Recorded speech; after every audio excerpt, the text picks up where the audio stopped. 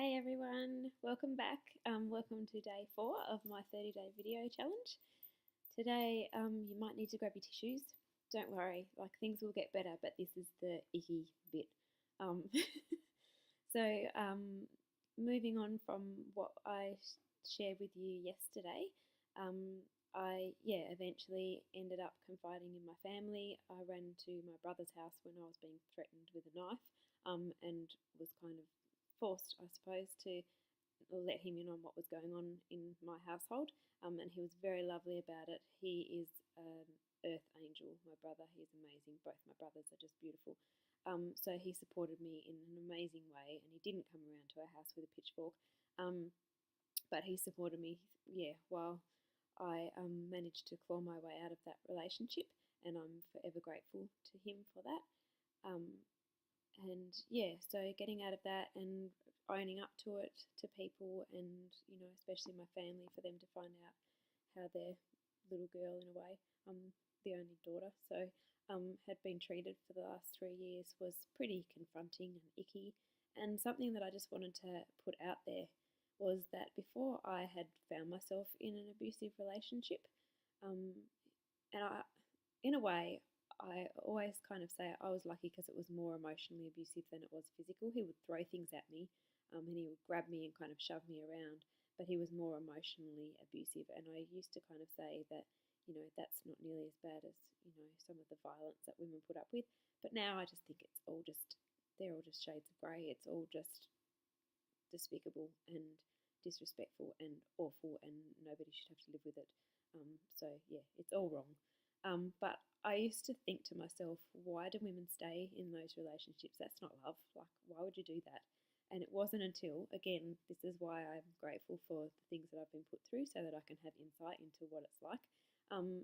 I can now say that it's nothing to do with that they just have some weird idea of what love is. It's all to do with fear. And that brings me to this most gigantic lesson that is so important in life, is whether you're making choices from a place of love or from a place of fear.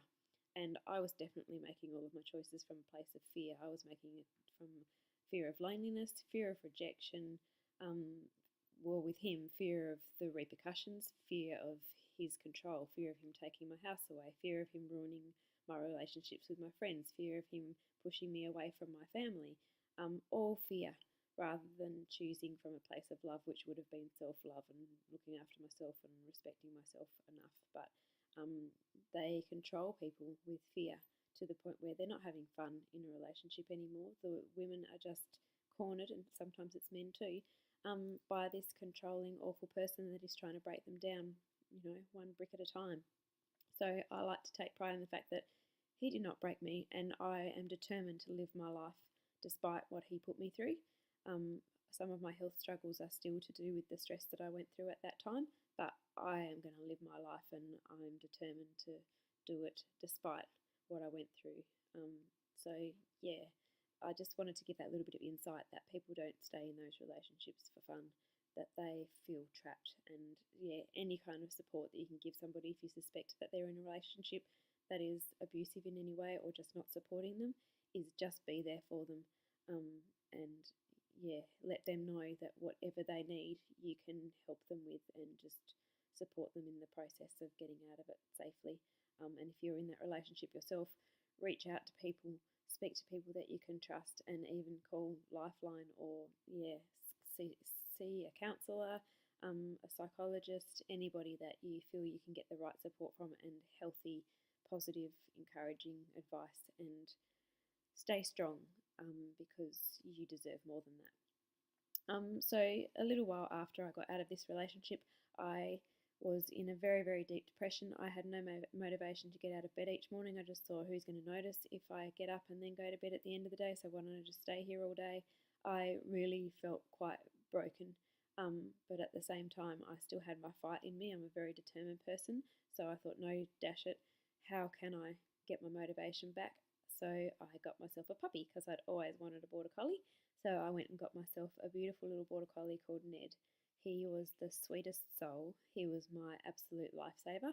and he was my motivation for getting out of bed in the morning. He got me back out into the world. I'd take him for walks and I'd meet people. I took him to puppy school, and yeah, he gave me a reason to get up each day. He was beautiful and brought me so much joy. At 6 months, Nettie was diagnosed with chronic kidney failure. Here come the tears. He just didn't want to go for walks very much and was vomiting a bit. They thought it was gastro, and then they ended up having to do tests and found out it was chronic kidney failure. I gave him the best life that I could possibly give him. Him and I were inseparable. We went everywhere together. So knowing now that he was unwell, I would still take him on little beach trips and just take the little blankie and sit him up so that he had somewhere different to hang out and watch the seagulls. I would still take him for drives everywhere with me. He was not allowed to eat protein, so I would make his food as delicious as I could and make like hot potato balls so that it smelt yummy, and I'd make games out of eating so that I could get some nourishment into him. I did my best for him and supported him as much as I could, but at 12 months, Nettie had to be put down. Again, a time that I could never have got through without the support of my family and my best friend. And my other friends around me as well. I had a beautiful network of, I do have a beautiful network of friends. I just say had because they're back in Tassie, but they're still with me. So shout out to all of my gorgeous Tasmanian friends who really supported me through that time because that was really, really tricky. So that was the bottom for me. That was the absolute like bottom of the barrel for me. I just thought, how can I come back from this? And it was just like one slap after another, and this is it. I just can't do this anymore. So that ended up being the deepest depression I have ever experienced. And I just thought, okay, I could put purpose to what I'd gone through with my relationships, but I could not put purpose to losing Nettie. I just could not understand it at all. It was such a loss to me. But I did claw my way back. But I did notice that even in the last couple of months of Nettie's life, when we did go for little walks and stuff, that I wasn't managing to keep up, that I was getting tired very quickly from our walks. Then Tracy and I both got a flu kind of cough thing at the same time. Hers cleared up within about a week or so. Mine was still hanging around like 2 or 3 weeks after. I got a mouthful of ulcers, and I was just starting to get really run down really easily when before that I'd had a great immune system and I'd been fine. I also was having heart palpitations and weird things going on with my heart. I went to my GP, with the first, like the cough thing, saying it's not going away. They went, yep, you've got a virus, here's some antibiotics, off you go. Then, a couple of weeks later, I'd be just really, really tired, knocked out, quite dizzy, and just feel like flu-like, but didn't actually get congestion or anything. I'd go to the doctor and they go, yeah, you've got a virus.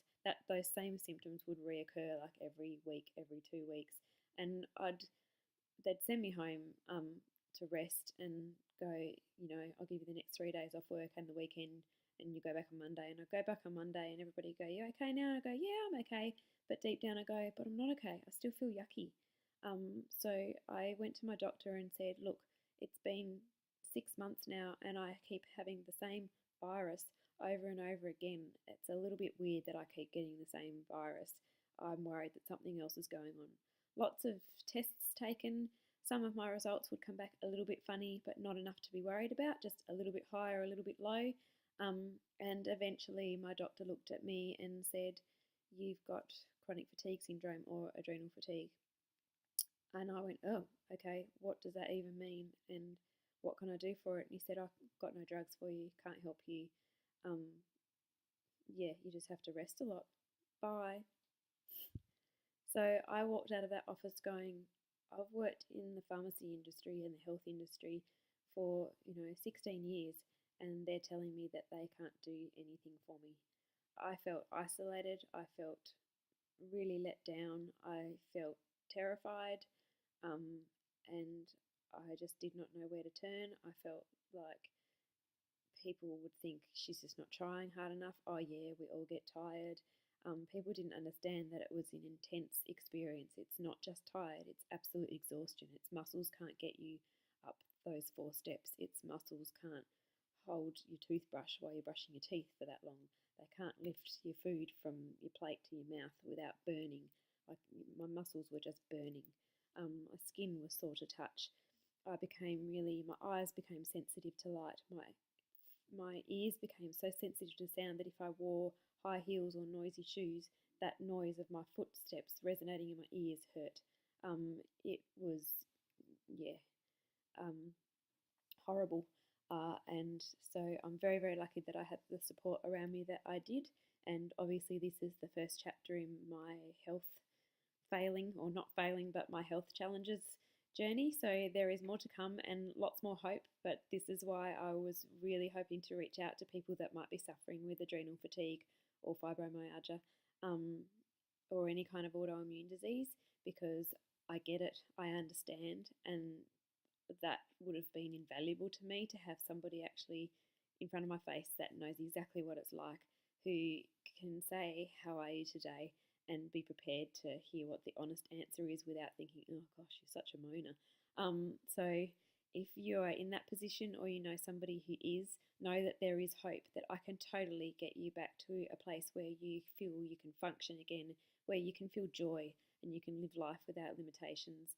And I am so, so ready to support people in this journey, because I feel like that is my purpose, and that is why I chose to not be a mother, and that is why I've gone through the experiences that I have. I am ready to serve, and I'm ready to help heal. And if you know anybody that might be interested in looking towards getting a health coach, then you definitely need to tag them in this video or share this video so that it can reach people that really need the help, because they're out there and they can be feeling very, very helpless and hopeless at the moment, and very, very isolated. And I just want to save everybody that's suffering. So please help me help those people. So my quote today is from the most amazing man, who I have adored since my brother brought him to my attention when I was quite young. He is the one and only Martin Luther King Jr. Please Google him because he is inspirational. And his quote is that only in the darkness can you see the stars. So there is hope. So please don't think that these videos are getting a bit down and dreary. Honestly, there'll only be a couple more to explain my health journey, and then it's up and up from there. So stick with me, and thank you for joining me on this crazy whirlwind of a 30-day video challenge. Have a great day, everybody. Sunshine and happiness. Bye.